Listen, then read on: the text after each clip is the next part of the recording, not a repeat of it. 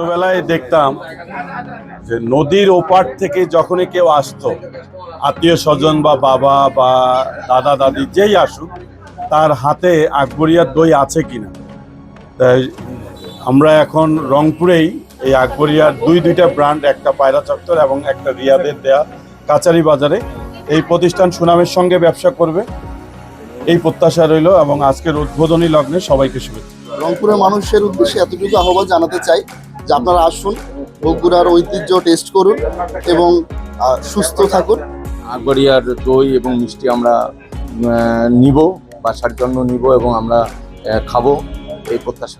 উত্তরবঙ্গের ঐতিহ্যবাহী আকবরিয়া যে প্রোডাক্টগুলো, সেটার যে একটা আউটলেট করলো, এই ব্যবসা যেন ইসলামিক সেন্সে সফল হয় এবং হালাল রিজিকের একটা রাস্তা হয়।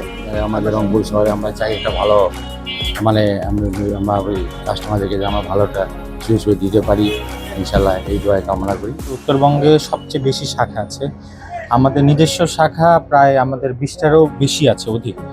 এবং আমাদের ফ্র্যাঞ্চাইজি আমাদের প্রায় 25টারও বেশি আছে সারা উত্তরবঙ্গ প্লাস দক্ষিণবঙ্গ। আমরা ঢাকার দিকেও ঢুকতে যাচ্ছি, যেন আমরা চট্টগ্রাম, সিলেট এগুলো তো আমরা প্রসার করতে পারি ইনশাল্লাহ।